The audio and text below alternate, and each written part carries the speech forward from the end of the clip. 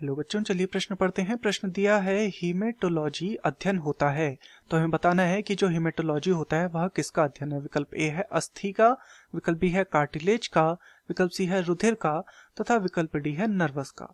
तो इस प्रश्न में हमसे हीमेटोलॉजी के विषय में पूछा गया है, अर्थात इस प्रश्न की जो मुख्य अवधारणा है, मुख्य अवधारणा जो इस प्रश्न की है वह हीमेटोलॉजी के विषय में है। हिमेटोलॉजी, तो हिमेटोलॉजी के विषय में यहाँ पर हमसे पूछा गया है। तो चलिए जानते हैं हिमेटोलॉजी क्या होती है, इसे समझने का प्रयास करते हैं।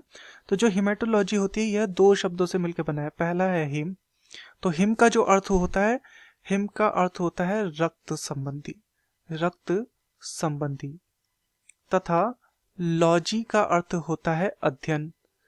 लॉजी का अर्थ क्या होता है? अध्ययन। अर्थात हिमेटोलॉजी का क्या अर्थ हुआ? हिमेटोलॉजी का अर्थ होता है रक्त संबंधी अध्ययन। तो जब हम रक्त से संबंधित अध्ययन करते हैं तो उसे कहा जाता है हिमेटोलॉजी। तो इसे क्या कहा जाता है? हिमेटोलॉजी कहा जाता है रक्त संबंधी अध्ययन को।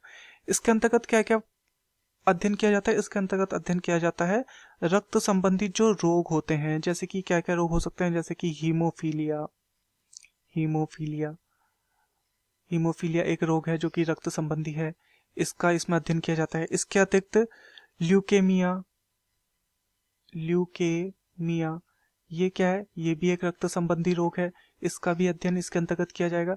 तथा इनके जो उपचार हैं इसका भी इसमें अध्ययन किया जाता है हेमेटोलॉजी में। तो ये होता है रक्त संबंधी अध्ययन, यहाँ पर होता है। तो चलिए अपने विकल्पों को देखते हैं। विकल्प ए है अस्थि का, तो अस्थि का जो अध्ययन होता है उसे अस्थि विज्ञान कहा जाता है, ना कि हिमेटोलॉजी। तो ये हमारा गलत हो जाएगा। विकल्प बी है कार्टिलेज का, कार्टिलेज अर्थात उपास्थि, तो उपास्थि का जो अध्ययन किया जाता है वो सामान्य जैव विज्ञान या जैविक विज्ञान के अंतर्गत इसका अध्ययन किया जाता है, इसके लिए कोई विशिष्ट शाखा नहीं है। तो ये हमारा गलत हो जाएगा। विकल्प सी है रुधिर का, बिल्कुल रुधिर या रक्त के अध्ययन को हिमेटोलॉजी कहा जाता है। तथा विकल्प डी है नर्वस का, नर्वस यानी कि जो तंत्रिका तंत्र होता है उसके अध्ययन को न्यूरोलॉजी कहा जाता है। तो जो तंत्रिका तंत्र होता है उसके अध्ययन को क्या कहा जाता है? उसके अध्ययन को कहा जाता है न्यूरोलॉजी। न्यूरोलॉजी से कहा जाता है नर्वस सिस्टम या तंत्रिका तंत्र के अध्ययन को। तो ये हमारा गलत हो जाएगा। दिए गए प्रश्न का सही उत्तर होगा विकल्प सी रुधिर का। मैं आशा करता हूं आपकी यह समझ में आया होगा। धन्यवाद।